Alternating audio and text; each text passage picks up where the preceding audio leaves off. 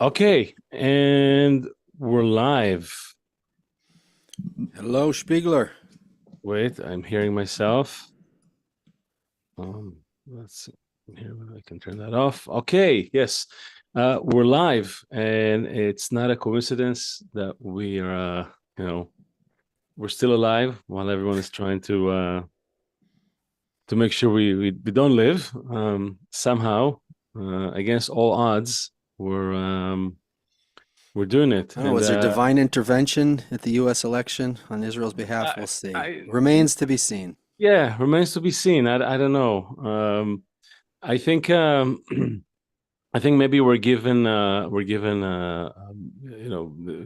extended some credit because we represent the new generation of media creators. So I think maybe the system wants to see how we're doing, how if we're contributing to the good future of humanity or not. So You for know, when now. when you have the negative situations that happen, like very bad, that moves the needle in a serious way, so then everybody galvanizes around that. Right. And when think times are really good, usually we lose that. Kind of assimilate more and go back out. So it's interesting it's important for us now that if things get better, meaning on the ground, looking better, we have more friends, more support. There's I heard Trump say that any university that doesn't stop the anti-Semitism on their campus is going to lose funding, things like that. And I also heard that he said on day one, any arms, he's going to lift all arms restrictions between the Yeah. U.S. and Israel. So when things seem to be good like that, so then it's really incumbent upon us to add extra powers while things are good. That's the time to Isn't that you always bring this up? It's like, good times, bad times make strong men make good times make weak men make bad times, right? So Mhm. it's kind of like with us, right? So like bad times bring the Jews together. When Jews unite, they bring good times, and good times roll in. Jews like, all right, we're out of here, and then We could separate the actually do Jews. this like quadrant, and we could actually go through all these Exactly. different And periods of then, history. yeah, and when That'd the be a good Jews are in infographic. disunity, they bring bad times, and then it repeats. So now Um, we need to break the cycle, or raise up to the next degree to a new kind of yeah, reality. I'm ready. I'm ready. And we wanna I wanna jump right in because um this is a hot topic, and I was exposed to it recently, big time, and we're trying to make these, especially these live ones, very relevant to what's going on, also in Israel, the war. So if you're tuning in and if you're new to this, feel free to check out the first 22 episodes. But if you're not new, if you've been here already, you know what we're talking about, but we're trying to connect this to the actual events on the ground, not just talk about big historic arcs, but really connected to the here and now. And there's a great talk that's is just coming up. I think it's going up probably by tomorrow, or yeah, if I'm not mistaken, with Gary Wexler. That talks about the communication wars, and it was recorded right before the election. We didn't know that Trump is going to. I mean, we knew it's going to win, but there was still some doubts. It was interesting. It's interesting to hear that talk. And now I will talk about something that, on the heels of an article that came out that said that Qatar and Iran paid South Africa, the ruling party in South Africa, the South Africa African National Congress, the ANC. I guess it's like the DNC in the US. They paid them a hefty sum to engage the International Criminal Court in The Hague against Israel. Right? Remember that whole thing, the lawsuit and the arrest warrant supposedly about to make their way for Netanyahu and his Ministry of Defense and all that. So it wasn't surprise out of the good heart of the South Africans. It was motivated by money, but that's not surprising. That's how world politics is. What is surprising is that there's a leading newspaper in Israel, and some of you may be reading this newspaper right now. Maybe you're holding the paper as you're listening to us. It's called Haaretz, right? The land, the Haaretz, right? The country, the land, and it's a very popular newspaper. It's very left leaning, very liberal. But what you may not know is that it's been actively engaged in de-Zionizing Israel.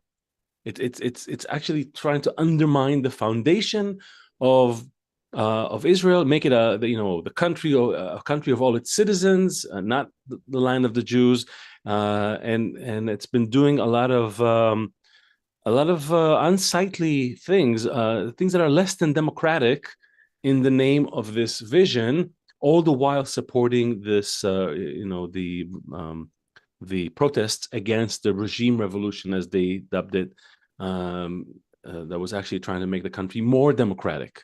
So that's the irony here. And I'm trying to understand, and I hope our guest is going to help us. She was here before. I'm trying to understand, how do we have this? I don't want to say it's blindness, nearsightedness, or just plain stupidity that enables such hatred of one part of one group of Jews, Israelis, Jews, against the majority, actually. This is really beyond my comprehension, and this is even it goes again, even in the face of logic, right? Like logical arguments, there's no logic there. So I want to invite our guest today. She was here before, and we had such a good time, so we invited her before. Again, she's a long list of credentials. Her background is in journalism. She was a Telemundo reporter, a CNN World Report contributor in El Salvador, and then she eventually made her way to Israel, and now she's hosting the show El Mundo, which talks about current affairs through the lens of the wisdom of Kabbalah. And she also wrote a book about Jewish self-hatred, The Enemy Within. Why would Jews hate I'm sorry. She was involved with two books: New Antisemitism, Mutation of a Long-Lived Hatred, and Jewish Self-Hatred, The Enemy Within. So I want, and she's working on a new project I hope to hear from. So let's invite Norma to join us, please. Hi, Norma. Hello, friends. How are you? Thanks for joining. Good. We're Nice to very see you good. again. Yes. You always bring such calmness to the. Hey, Leo named Thank the you for titles the of those compliment. books. I'm like, who would want to spend time? Like, how depressing. But you come and it feels calm and happy. Yeah. It's I a nice. think it's the influence of the environment. So Yes. you are Maybe. Okay. responsible for that. Actually, I helped to do the research for those books. The author is Michael Lightman, but I'll be very happy to share some impressions from those books. And yes, Yeah. I'm So here. I think So you heard some of the thing I said about it's you're familiar with the newspaper, I imagine, right? It's a well-known newspaper, and for years I grew up in this paper. Like I grew up in a very liberal, people-loving household. Everybody was just trying to be good people, not there's no like religion involved, but not even the other side. Nothing was too extreme. It was just like let's just be good people, live happily together, and be the best we can. That's sort of the philosophy that I grew up on, and how it's was and still is a staple in our household.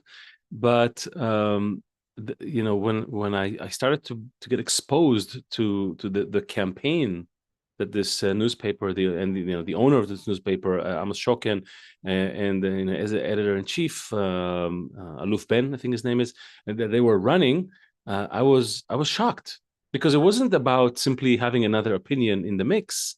It was about really silencing every other opinion, right? And only promoting this one view, that this is the way we should be living here. And I'm shocked. because they wanna, they're explicitly, and recently they, the editor went to, the owner went to the UK and talked about, called the terrorists from the October 7th, the freedom fighters. And he also, they talk about explicitly about taking the This Jew. is verified, Leo, that the owner of Haaretz called the October 7th guys he freedom said fighters? he said worse things. He's not very coherent in the way he speaks, but he's just very passionate about that. That's the one thing that I guess works for him. And like, he can't really hold an argument, but he's really overflowing with this attitude of his righteousness. And the mission is to take the Jewish out of the Jewish and democratic nation of Israel, even though ironically in the scroll of independence, in our and Declaration of Independence, I don't know why I call it a scroll. In the Declaration of Independence, it says the word democratic doesn't even appear once, but Jewish and founded on the principles of our fathers and our prophets, that's there. So it boggles the mind, how they how they're doing it. And I have additional horrifying hair-raising facts that we'll pull out as we go. But what do you think, Norma? How can such a group of people live here and work seemingly to take the foundation from under our the building that we're in? How does that reconcile? Yeah, I assume that you come from a Tel Aviv household because Haaretz is very popular in Tel Aviv, but in the rest of Israel, I don't know. I'm not sure. In any case, it's one of the main newspapers, left-wing newspaper. I don't know if I can compare it with the New York Times or with the Le Monde in France, but there's readership that takes it as something that is credible, and that there's no doubt that they have a very intellectual direction, and that it's something that we can trust. But when you hear those remarks, what comes to your mind is what you said. It's shocking. I mean, it's like the last name of the person is shocking. Actually, it should be shocking. Amos Shokin is the publisher of the newspaper, and he was in a conference, a Haaretz conference in London, when he said what he said, that the Palestinian terrorists are freedom fighters. And the Haaretz board tried to distance itself from those controversial remarks because they caused multiple government ministries to cut their ties with the newspaper. So the publisher wrote an article saying that he apologizes for those remarks and that he didn't mean it, that he didn't mean it in that sense. He said, I shouldn't have said that Hamas are freedom fighters, but he left aside on purpose other terrorist groups.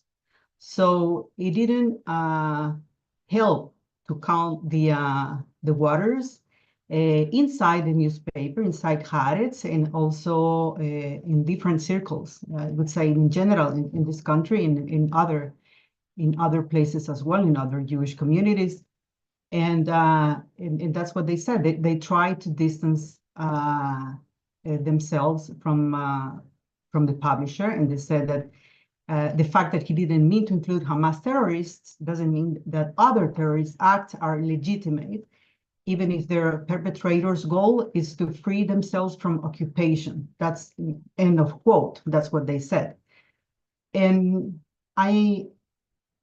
if we took into consideration the tendency throughout history of the Jewish people, we'll see that this is not an isolated case. We see that there are a series of events back from ancient history. One of the reasons of the destruction of the temple was precisely that, this unity within the Jewish community and self-hatred, meaning self-anti-Semitism. It's a concept that we don't want to hear, of course. It's not pleasant, but it exists. And I could say even more than that, that the Jewish people is a unique case of self-hatred. You don't see other nation trying to annihilate their own people, or there's criticism, but I haven't seen, and not only me, but historians have looked into that, and they have realized that this is a unique case. So this is something, of course, that raises questions about why is that, and what are we supposed to do to avoid that kind of behavior or acts that at the end of the day only affect us as a people, and as a consequence we see even more hatred against us, because when we hate ourselves, what we're saying that it's fine to do that, and we are like giving permission to others to do the same toward us. It's interesting. This last line that you said, I heard it in another talk with like an expert on the Middle East and Arabs, and he said something harrowing. He said when you he was talking about a case. I don't know if we brought it up in the talk with you or someone else. I have a bit of a deja vu, but he talked about the case where Israeli female soldiers were pimped out to Arab terrorist prisoners. Did you remember that, Seth? We mentioned that one of the talks.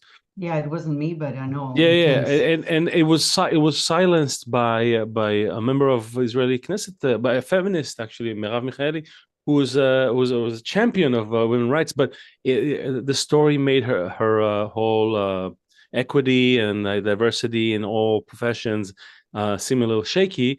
So she silenced that story. But basically, the wardens pimped out female guards to these prisoners. And the person who talked about this story said, "Why are you surprised? If you're willing to do that to your own daughters, then the other side will easily do it to your daughters, to your women, right? It's like you're doing it to yourself, so of course they'll do it to you." So it just hit me that exactly what you just said. And we hate ourselves, then it's easy to hate. Of course, look, you hate yourselves. Why don't we hate you as well? I mean, you deserve it. Even you say it. Exactly. But where I wonder where does it come from? And I don't want to get too far out into the root of everything, as we like to get to sometimes too quickly. But really, just kind of looking at the facts of history around us. Is this a tendency that we have to try to identify with the other side too much? Are we trying to be the best at everything, and that includes also this kind of human rights mission, or just because we like to argue? So once we take one side, immediately we'll take the other side as well. Like, what do you think this what does it sit on within us? I mean, I can see pressure from the outside and hatred from the outside, but from within, it's kind of like, how does that even exist? As you said, it doesn't really exist elsewhere. Yeah, it's written in the Torah that we're stiff-necked people, so it's not new. We love to argue. I think it's part of our nature to have different opinions about anything, and it's a fact. I mean, we cannot escape that. I think it's part of our building. At the same time, it doesn't mean that we have to abuse that. And this is, I think, the line. As a journalist, I can tell you that I'm in favor of freedom of expression. But what is the limit between freedom of expression or the right from people or a group of people saying that it's good to eliminate or to destroy a country, or destroy a nation, like the state of Israel? These people are not only expressing their ideas, they are also active, trying to annihilate the whole nation. When you see that from the river to the sea, that's what they're saying, that Israel has no right to exist. So that's a completely different phenomenon. And it comes from this idea of haters of Israel from within, trying to seek to be to identify with the cause of those against Israel. They are trying to be accepted by them, but they don't realize that they put everyone in the same basket. Those who are pro-Israel or those who are against Israel, from their point of view, they don't accept Jewish people, so it doesn't matter where we come from or what our ideas are, or if we sympathize with them. At the end of the day, they put it in the same basket, like in ancient history. It's the same, or like even during the Holocaust. They won't come to rescue us if we are in jeopardy, or if we face any kind of danger. This is the thing that we don't realize as a people, that we have only ourselves. But we feel that if we are against Israel, then they will accept us like There's them. there's something that we would probably need to open up more, and that is that what happens it's a premise that is kind of at the foundation of what the work that Leo and I are doing, and also I see it in the books that you worked on, that what happens in the Jewish people is like a microcosm of what will happen in the world. And you said like this is a uniquely Jewish phenomenon. And as I look through history, I agree with you. But actually, in the future, what we just saw in the US, like in my children's high school and in my children's college, they were both being taught this diversity, equity, and inclusion thing. They were limiting people into schools based on racial profiling. Like everything became based on race again, not on based on merit. And then also in Europe with immigration, like in places like London, there's a guy you guys have probably both heard of called Gad Saad. Not exactly sure what his credentials are, but he's a professor and he's all over the podcast world now. He has this expression called pathological empathy or suicidal empathy.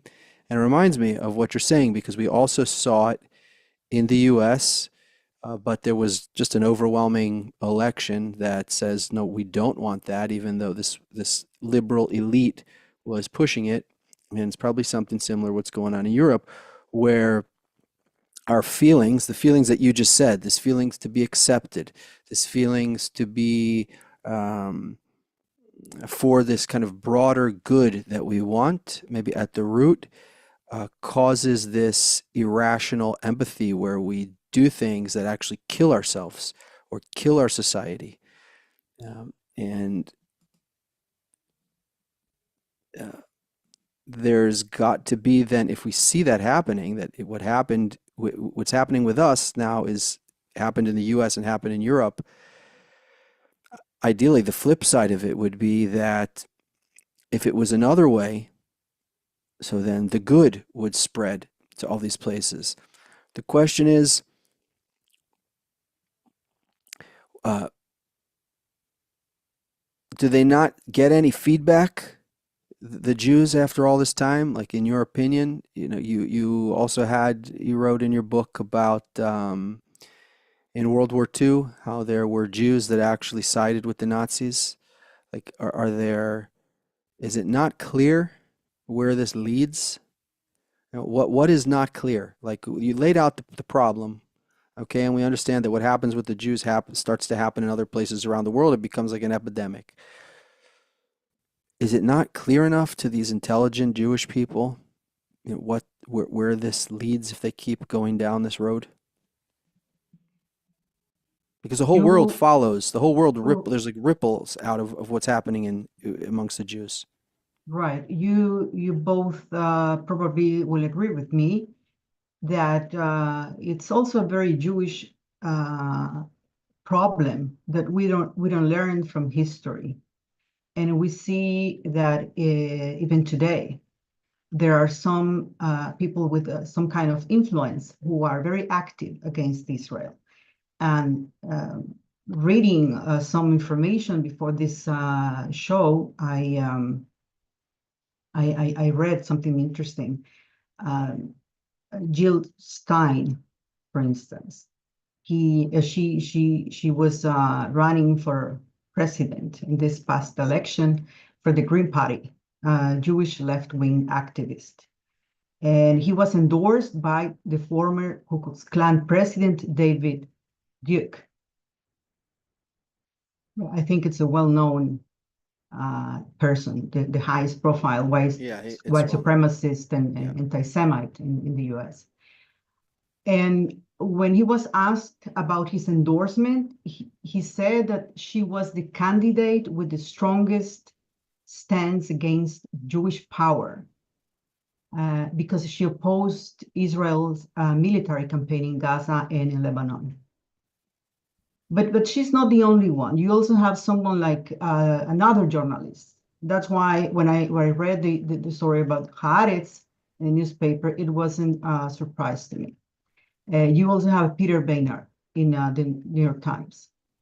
He writes all the time about why he became an anti-Zionist and why he doesn't believe that there's a legitimacy of the Jewish state, and they are very active. That's the thing. It's not, it's like their cause in life. That's their main motto in life. So when you see those examples, but there are plenty of them in a BDS movement, and also Israelis living abroad. Just recently there was so it's amnesia. It's amnesia. Right. And you see that they multiply themselves. It's not I don't know, you say, I'm sorry, you say amnesia, it's kind of forgiving. I think it's almost like idiocy. Like I don't know that they're really, I used to think that these people are really intelligent, like I really, but when you look at the whole approach, it's not pragmatic. It's not rooted in reality. One of the main writers of Haaretz, his name is Gideon Levy. You know him well. He writes about Arab relations. The guy doesn't speak Arabic. It's like sending someone to cover U.S. elections, and it's like, how's it going? I don't know. I don't speak English, but it looks nice. The colors are like, how can this guy write about it?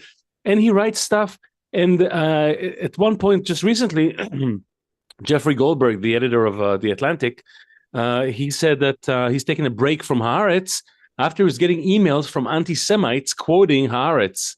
He's like, it's a little too much. Exactly. Right? Exactly. So this is that's what happens.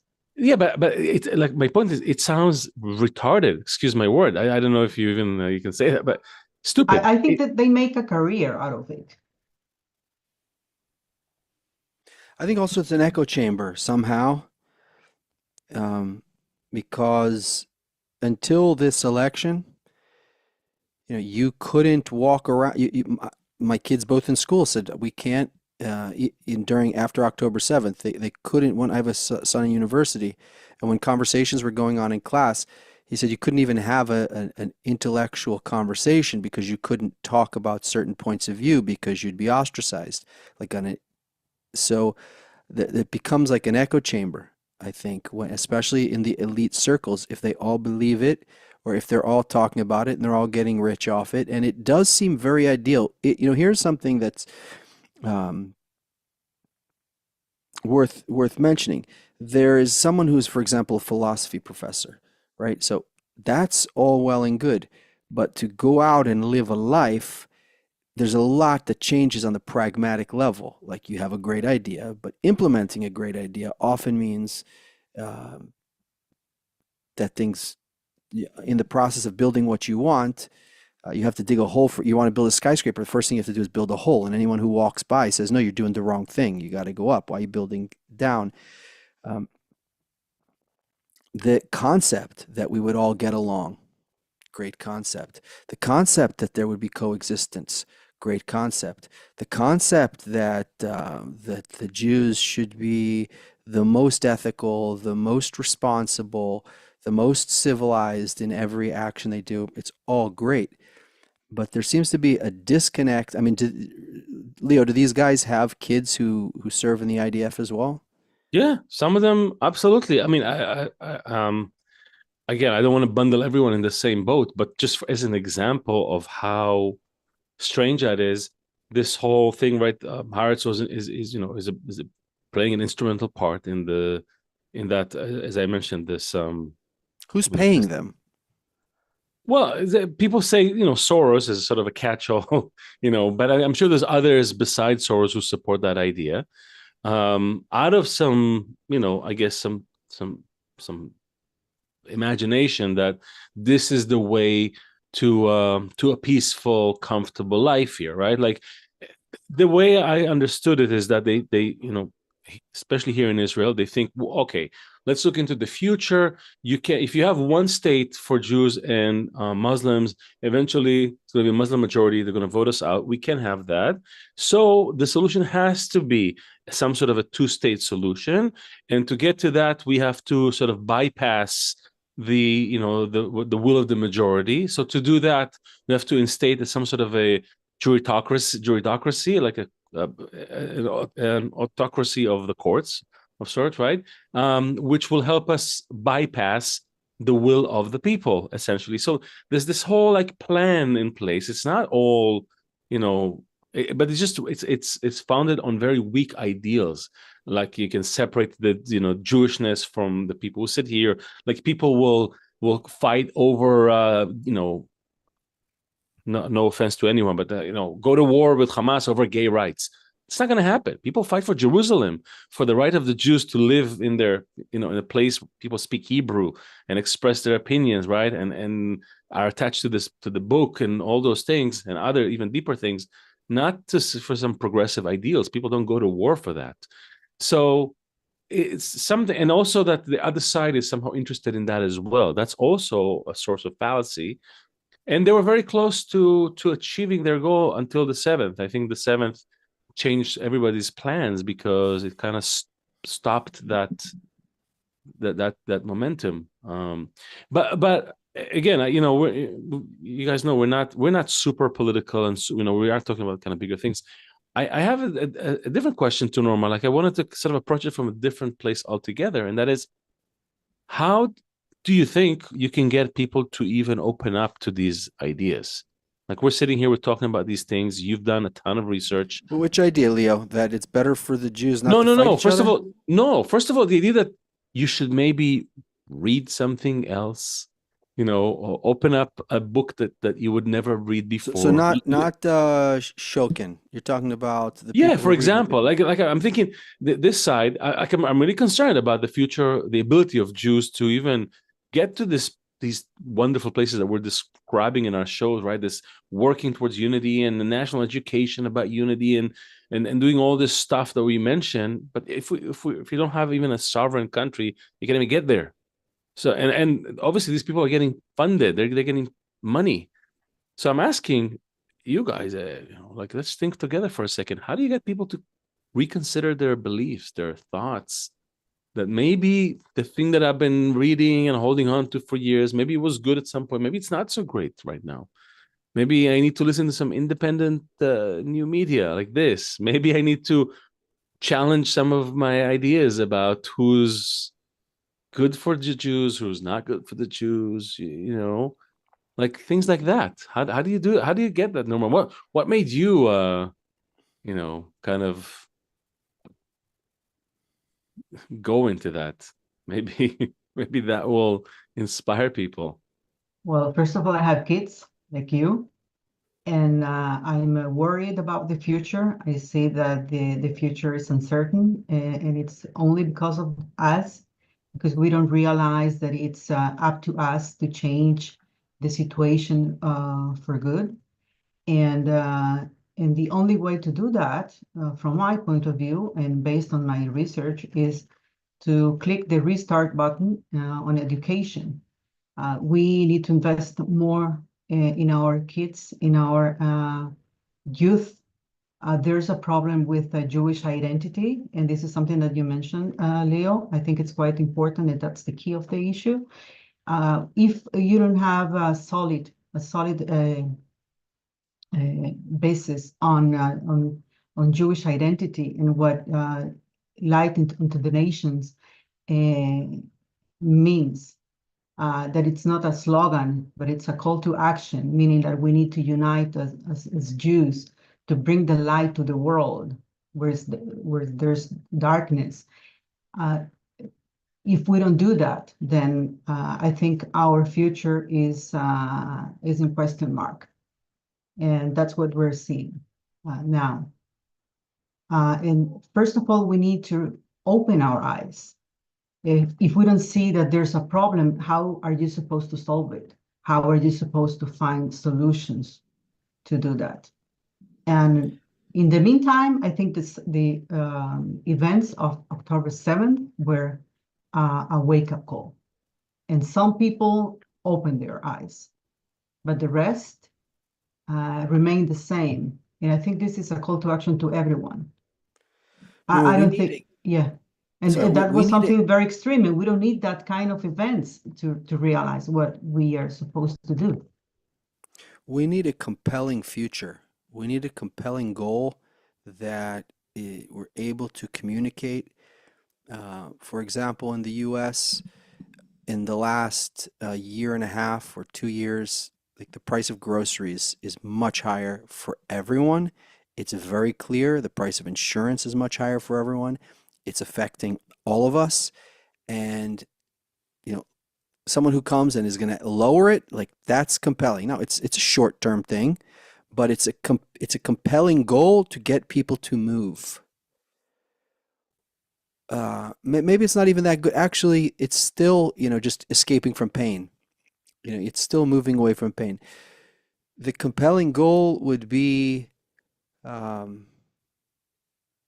trying to think of a good example of one. I don't know, but what is a compelling goal? That doesn't sound like utopian bullshit that the Jewish people in the land of Israel, so for example, build the temple, restore the sacrifices and the glory of the Jewish people. Okay, there's a small group of people who are into that. And that's a good compelling goal for them, and they get up every day willing to fight for that. But for the majority of people, rebuilding the temple and restoring the sacrifices and as of ancient days, this is not a compelling enough reason to get the majority of Israel and the majority of Jews to want to come together.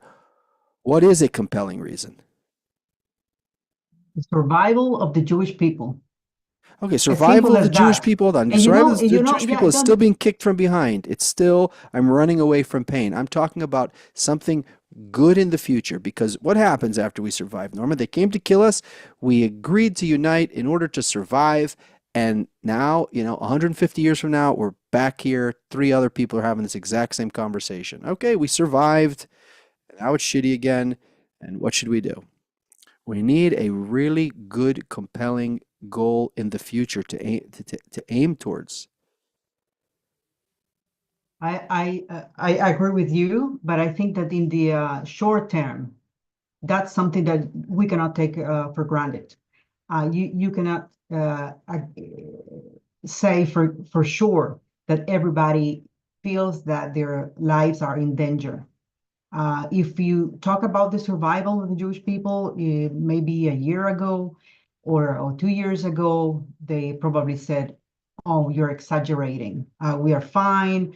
We're prosperous people, and we are accepted. We are part of society, and we're not in danger. What are you talking about? Anti-Semitism is not that bad. Even Israel is a very strong country. Nothing will happen to us." And you see that there are 7 different fronts against us. And we see that Iran is also threatening all the time. And inside America, as a Jew, do you feel 100% safe? No, of course not. You see what happened in Chicago a few months ago? And this weekend in Baltimore, guys marching with, not in Baltimore, in Ohio, guys marching with Nazi flags. It's happening everywhere. In New York, and No, but prominent so is the guy Jewish Shokin neighbors. just retarded? You know, is he just like slow? Is his brain not working? You're What talking. what I'm saying is that when you don't feel the danger in your own skin, how are you supposed So to why act? doesn't he feel the danger? Why doesn't a Because person? that's the thing that we don't realize that. So that's why I'm saying that that's the starting point. You can talk about the very big plan, but if you don't take the first step, you won't reach that goal because it's too far away. So this is a turning point that we are facing now. And if that's not enough to shake us, what can make that difference? It's not I'm enough. asking It's you. not I'm asking enough. you. It's Okay, terrible. It's terrible that what could actually, if there's still, it's not, first of all, it's not enough if you got guys like Shokin doing what he allegedly did. It's not enough. And Ehud Barak and whoever else out there. So what would? I don't know, because as you have a chapter in the book, the Jewish self-hatred, the enemy within, even during, yeah, I had to actually, I told you this last time, I had to peel the cover off because I was flying and I wanted to read it. And you can't be reading a book on an airplane called Jewish Self-Hatred. So I literally took the cover off and put tape on the spine. But even during the Holocaust, even then, there were Jews who it wasn't. Well, in that case, you could probably say that the ones who sided with the Nazis did it in order that because just out of survival, right? It wasn't because they probably believed in the Nazi mission. But you asked, what would make them? And if October 7th wasn't enough, what would make them agree? And I can't even say that the Holocaust was enough to make all the Jews agree. So it would have to be very, very, very, very, very bad, God forbid, to get all the Jews to agree. And so hopefully we can come up with But something compelling, and we don't need to get all of them. We just need to get a critical mass, well, because then what happens is that moves. We don't have to go for the most fringe guy on the farthest, out there the farthest, and try and convince him. But we just need to move the mass in the right direction, and everyone will just be pulled there. well, my point is on this is that maybe before we get people to agree, some people to agree, because we have some people who agree with us. I know we have great guests that come on the show and they talk, and I know they have followers who listen to what they say. I think the thing that I'm struggling with these days is how to get people to just um, eh, consider that they may not have all the answers. Just like, just maybe I'm not the smartest guy in the world. Like that. A bit of humility, maybe. I don't know. Maybe it's a little. There's some of the missing qualities in the world. Everybody's sort of self-absorbed and he's got this little phone thing that he can search everything, and once you find the answers that you like, that's it. I got it all. But it's not the case. It's not the case. I, on the one hand, I agree with what you guys said, that there's probably some form of self-preservation that goes into what everyone is doing. Everyone's trying their best to do something. I'm sure even when we kind of talk about Soros with this like the Darth Vader, right, music playing in the background when we mention his name. I'm sure in his mind he's doing something good. I mean, his job. He's not. I don't think he's walking around thinking like I'm gonna destroy the world. I think he thinks that he's helping to tear down certain things that belong in the past, and trying to make a world that's more right, globally, open, and all the rest of it. So some ideas that are, on paper are good. When you grow up, you think that's the world we need to live in. But then there's reality. So what I'm asking, I guess, is how do we get people to look more at reality, agree that maybe things that we've decided on, some choices that we made, we're not right. Like you look in Israel, the approach to the conflict here locally was incorrect. I'm not sure what is the right one, but I know that this one was not working. treating it like a conflict about land, treating the other side as sharing the same values, economic fulfillment being the highest goal of a person's life. Like all these ideas that they're not right. This is not Europe. You can't work with the same sort of guidelines. So I'm asking again, what would get someone to get Norma's book and to read it on a plane, even like how do we do that? What's the and we can't wait for everyone to have kids and to have their kids. Oh, I'm sorry, I just remember all this you know meandering. I finally remember what I wanted to say earlier. This one of the guys that's part of this block on the left, former general, chief of staff Eisenkot, he lost his son, he lost his nephew, and today he lost another nephew in the war. 3 guys already from his family. So you're asking yourself, does that change something about how he thinks? I don't know. But all I know is that everybody was waiting for him to leave the cabinet so the military can actually go and do what they need to do and all the rest of it. So I don't know. It really it hurts on a personal level. People get hurt, people die. It's not a mathematical problem. It's a human problem. Yeah, so responding to your question and also Seth's question, what is the goal? So the goal, based on what we've been talking about all this time, first of all, the ultimate goal is to be safe, to have peace, and to have a good future for us, for our kids, or even if you don't have kids, regardless. In fact, if you are a single person, it doesn't matter. We all want to have a good life, a life where we don't feel chased all the time or threatened. We want to have a good life. That's it. How are we going to achieve it? So that's my point. First of all, we need those kind of samples like in the past. I think we need to read more. We need to be informed about our past and how the past and self-hatred in history or throughout history shaped us not properly, and how it affected us. All the destruction of the Jewish people came from those divisions in the past. And when we see that, we look to the mirror, and we will see that there's something inside us that we need to change. We have been very busy all throughout history, trying to change others, trying to find people responsible from outside, but we don't have this kind of introspection, looking inside what we need to change.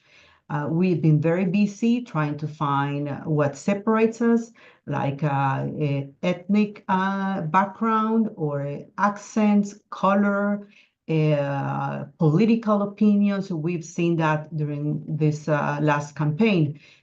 People within the Jewish community don't sit in the same table for the holidays because they have opposite views on political issues. We've been very busy with that. Or on the other hand, some people told me when I said that unity is the solution, and they said, listen, but unity is what brought us problems, because people say, oh, the Jews are united, and it means that they are strong and they are against us. So this is the perception that we need to change. It's not that we are united against others, but for our own sake and for the sake of the world, because that's our call. We are the light unto the nations, according to the Torah. So if we believe that, it means that, which is another statement that is a kind of controversial, but it's a fact, it's a chosen people, chosen for that. It's not from above, trying to look to others from above, but it's a responsibility that we are meant to bring that light, that unity, that example to the rest. And this is the opposite of what we are doing. So first of all, we need to be conscious. We have to be aware of what is our mission, what is our role in this world, why we are here, why there's this small, tiny people, we are 0.2% of the entire population in the world. Why are we still around, despite the fact that we were trying to be annihilated by others, by the Romans, by, throughout history, you name it. I mean, everybody tried to destroy us. 6 million Jews were killed during the Holocaust. So according to any conception, we are not supposed to be around. So why is that we are still here? When you say, so maybe we're onto something. When you say that that this unity of the Jewish people, so there can't be such a thing that the Jewish people are united and other people are suffering because of it. If you want to bring up the Torah, so when it says, "I'll make you a great nation, and through you all the families of the earth will be blessed." So there's like a pipe of goodness, let's say, that comes down from above into the world, and either we're blocking the pipe or we're fixing the pipeline so that that light, that abundance can enter the world. And our unity needs to be for the service of all of humanity. Now, maybe that's a goal, that we want to unite, not just to save our ass, but we want to unite so that the light of life can pour into the world, and that all the earth can be blessed, that everyone can be blessed. Maybe there's some, maybe there's It's a not a case. bad word, spiritual role. Yeah, But so then if that, you, yeah, I don't want to interrupt you, sorry. Yeah. no, I'm just trying to excite you to talk more, so please. No, go ahead. I think That's it. that That spiritual role, that could be something compelling. That may be something that um, people can get behind now. I will jump in just to again illuminate from a slightly different you perspective. always illuminate, Leo. I know today that's my calling today. No, because I'm trying to. I was trying today to listen to ourselves talking about it, and Seth and I, we talked about it also before the talk. How do we open this up to to people to listen to be able to hear it, because we're so used to talking about these things in different terms, and also with you, but not just between us. We're talking about it so much that some things have become second nature, but they're not second nature to people. Like when I listened to our conversation the last 10 minutes, there's a lot of we this, we that, we this, we that, the people, the nation, the Jews. And for a typical young individual who was raised on the throne of individual expression and individual rights and individual this and individual that, it's very hard to think that somehow my good future is interlinked with this concept of we. I think it's tough for people to think about it in these terms, and it's different. I don't know, Seth, how it was for you when you grew up, but when I grew up in Israel, it was the story of this one-armed soldier from the second wave of migrants. His name was Trumpeldor, who said it's good to die for our country. Remember, Norma? That's like Tov lamut ba'ad artzenu. That was the slogan. That's what you grew up on. Like, it's good to die for your country. And people ask people today, die for, I don't want to die for this other person that I know pretty well. It's like, for my country. What's this thing, country? It seems so far away, so foreign to people. They don't feel that we thing, and I think maybe Jews still feel that. When there's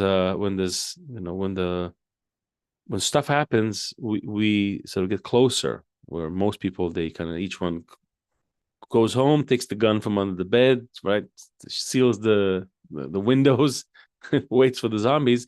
Jews usually tend to stick together.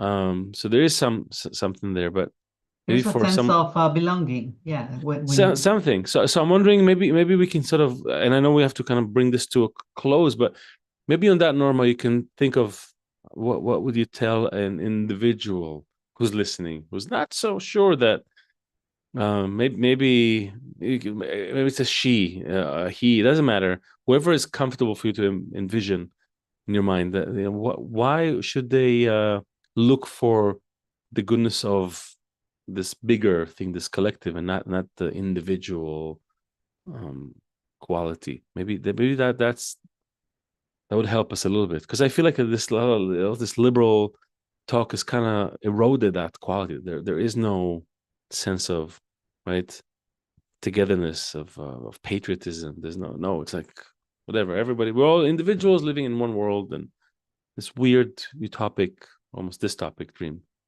So, what can you tell someone with a strong individual mind? I still believe, I mean, I agree with what the Seth said in regard the ultimate goal, which is to be a pipe for the rest of the world, to be light unto nations.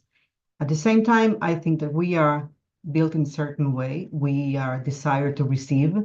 We won't move a finger unless we think that it's profitable or convenient or beneficial for us and for our own family. And this is the point where we are now. I think we are not corrected yet in that desire, egoistic desire or feeling that we need or we have a role for the rest of the world. I think first of all, we need to see that we are in a turning point where we need to decide we're in a kind of junction.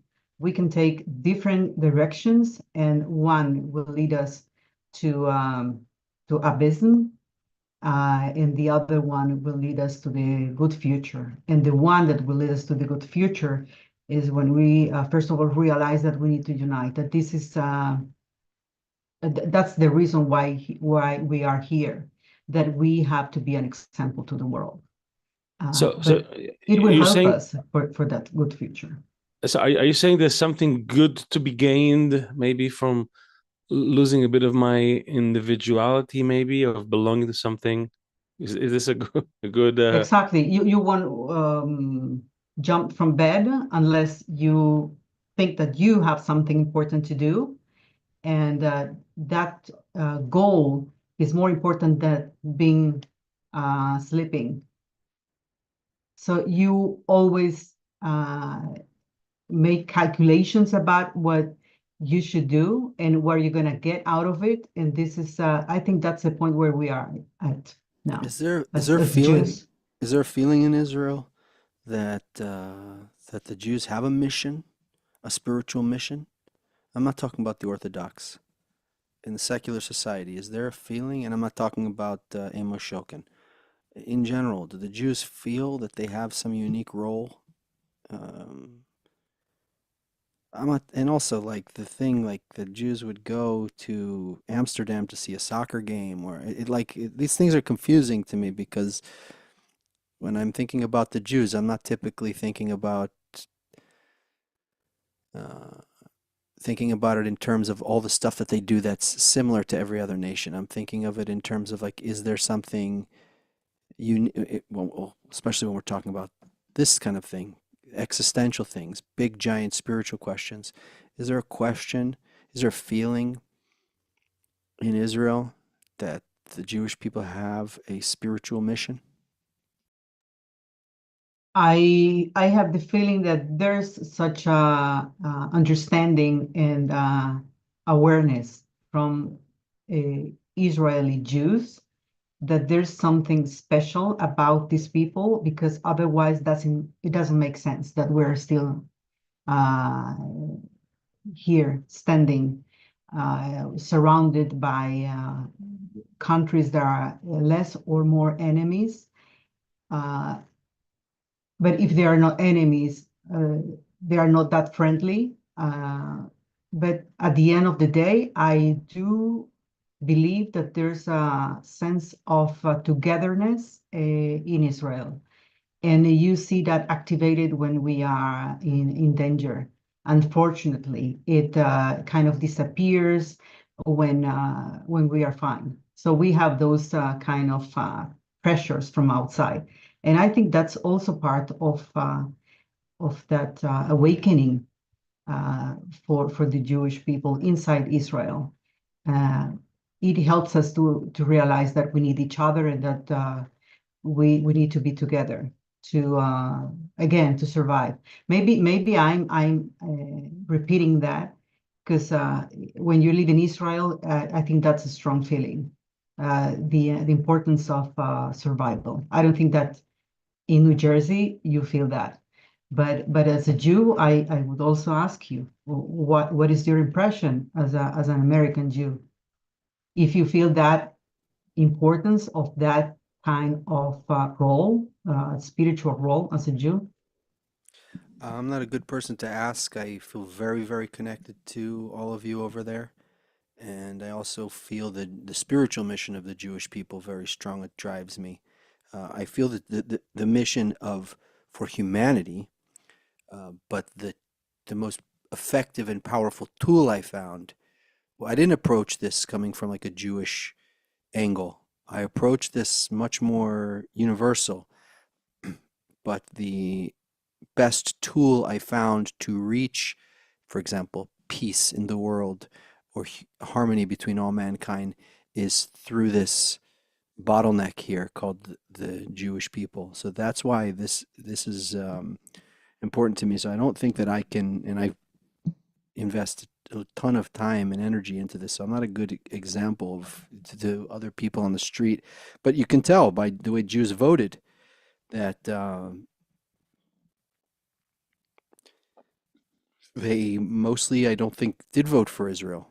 You know, the support of Israel here. They More have. voted. More have. Just on that topic of this feeling of this mission, someone asked in the chat, one of 6 billion people is the name of the person who asked. Yes, what's the difference between human existentialism and Jewish existentialism? It made me think that there's no difference. I mean, all humans have the same existential crisis and resolution, but except the Jews have to get there faster and sort of show the way to everyone else, is my feeling. They're being pressured to get there faster.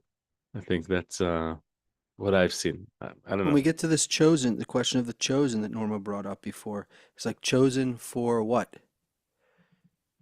You know, what is this unique role?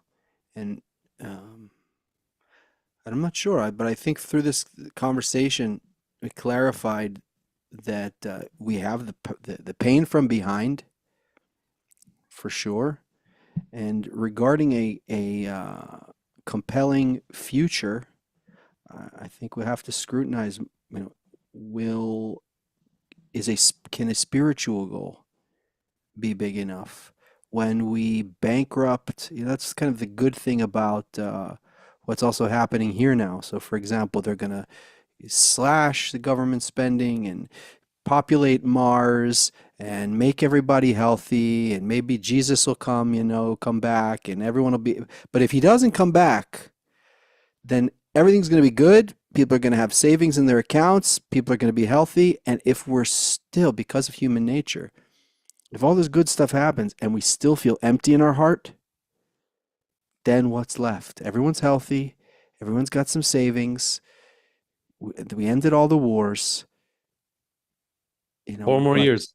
but if we still feel empty inside, then what's left? And so this might lead to a spiritual crisis. So I'm hoping that people like us can be at the forefront of pushing for or bringing this to consciousness. So as people, hopefully corporeal lives calm down a little bit and things start straightening out when they still feel empty inside, and there's no libs to blame or no Trumps to blame, you know, then what? There's only, then we have to look for these deeper questions and deeper answers, and hopefully that will be compelling enough, and I, maybe Israel's role will become more clear. I I want to, before we end, Norma, I got to ask you, what's so great about being Jewish? Maybe there's people here who are not Jewish listening, and they don't really, maybe they feel some affinity, but they're not sure. But maybe, what's great about it? I feel there's a lot of complaining happening, but what's really great about being Jewish? Like, what's for you? I mean, not the book answer, but the Norma answer. You've been You around the tell me. world. No, I know you're the You guest. tell me. No, you tell me. Because there's this joke about the chosen people. Maybe God can chose someone else. It's it's all the pain and all the persecution and all the problems and what for. And yeah, it's a question I get from my kids as well all the time. And first of all, it's something that we didn't choose. It's part of um, I don't want to say, it's this is something that is kind of tricky because people feel that we are trying to portray ourselves as something different to others and something special. I look at it as a gift, as having the opportunity to do something useful for the rest of the world. And if this is the role that we received from the times of Abraham, we received the method how to unite as a people, and we became people. And I see it as something that we received from above, and that's why it's so special. And this is what I try also to permeate to those around me. But again, I don't think that we need to present it as something that is um, above everyone. It's actually when you get a job, you get a responsibility with that. And this is something very special and unique. I lived abroad for many years, and it doesn't matter where I was in different countries. It was like family. There's a sense of as I said before, of belonging, that we are not alone, that there are some codes that are beyond the territorial borders and languages. There's an inner connection that makes us feel that we are one family, and that's something very unique from my point of view. I'm being very honest. I don't know No, what you no, feel. no. It's great. I feel comfortable quoting. I think I just mentioned before we started. We just had a talk with Gary Taub, a local great podcaster. It's in English. It's coming out this week, hopefully. And so I just listened to another talk of his. I mean, it's worth learning Hebrew just to hear some of his podcasts because he's a great interviewer, great conversationalist. And he was talking to one of his guests, and he also teaches. And he told a story about he's spending all this a lot of words trying to explain what's so great about Israel and Zionism and this and that. But he's like he was humbled by an answer of a Holocaust survivor. This woman, they asked they did this interview with people who survived the war just right after the war. And they asked him like a stupid question, like, what was the happiest moment, for you? And of course, everybody said, well, the moment they freed us from the camp, right? That was like the happiest moment. But this woman said, and some people said the happiest moment was coming to Israel, but this woman said for her, the happiest moment was getting to the port where the boat was waiting for them to take him to Israel and seeing there's a big sign that says Knisa enter, right, in Hebrew letters. And she's like, I've never seen Hebrew letters this big before. Like just to see that in the public space, right? And that's why that's what I remember. And this is what this is about. It's about we're creating a space where we can be the Jews and then figure out what our role is and what our what we owe the rest of the world and ourselves and this creator, if there is one, and all the rest of it. But we need that place that is ours, and so that's what we need. We need to maintain it. It can't happen elsewhere. There is no really space for us to really be everything we are. We can get along in other places, but that space, I think, it's needed here. And I feel after the 7th, many people are feeling that. So maybe that's a good thing, a good outcome from that horrible moment. Norma, I That didn't say. He didn't answer. Why? Why what? Why is good to be a Jew?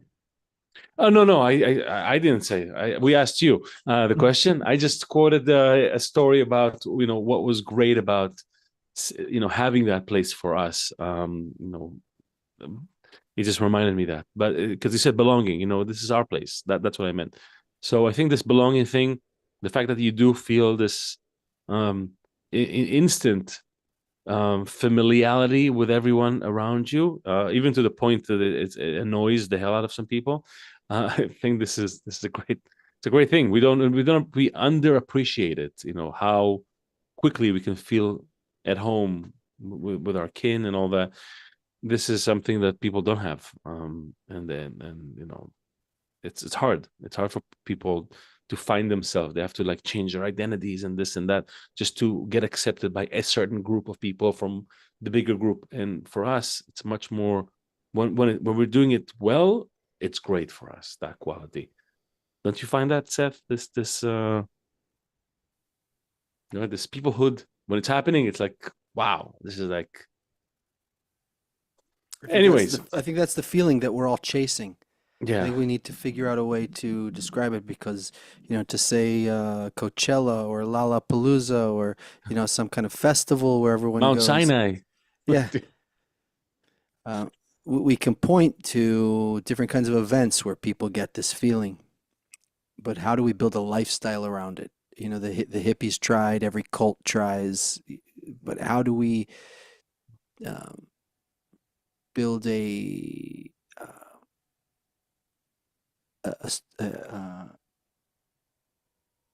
very pragmatic, it's very, very high and very sublime and utopian, but we're forced to be very pragmatic about it. And Yeah. I think that's our goal here. And Norma, hopefully you're helping us bridge that. Mount Sinai, the original Burning Man.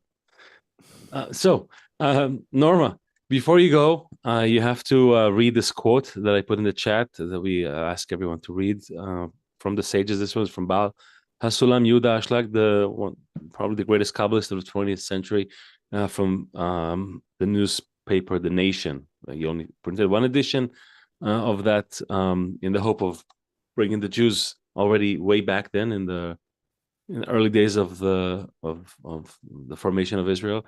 And we have obviously a lot to learn even from that. Maybe you can read that for us before conclude.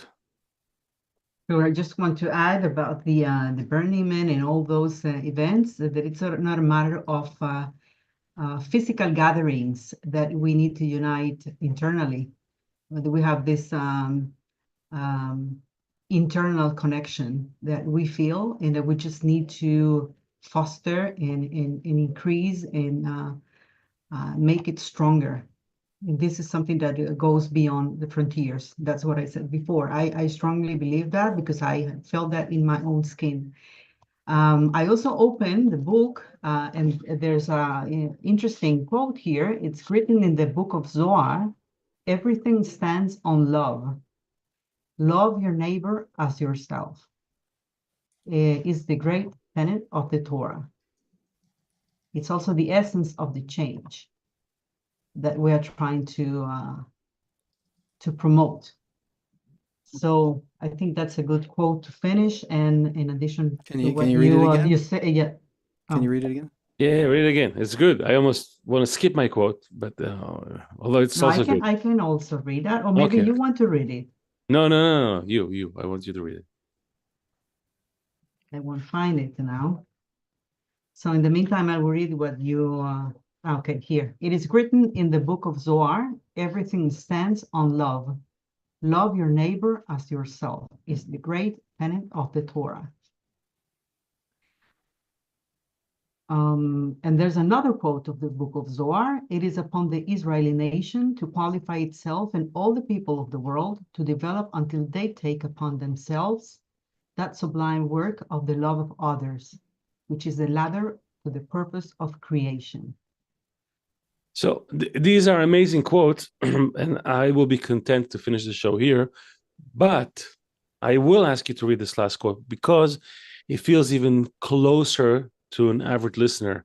These sound like great sets, sublime ideas, and it's good to have that goal held way up in the distance. But what he describes here is, I feel a little closer. So maybe you can read it for us. And It must for every nation to be strongly united within, so all the individuals within it are attached to one another by instinctive love. Moreover, each individual should feel that the happiness of the nation is one's own happiness, and the nation's decadence is one's own decadence. One should be willing to give one's all for the nation whenever needed. Otherwise, their right to exist as a nation in the world is doomed from the start. maybe a little closer. Maybe a little closer. You're right. Norma, thank Good you so quote. much. I'm so happy we got to sit together again, and then we'll sit again together, I promise.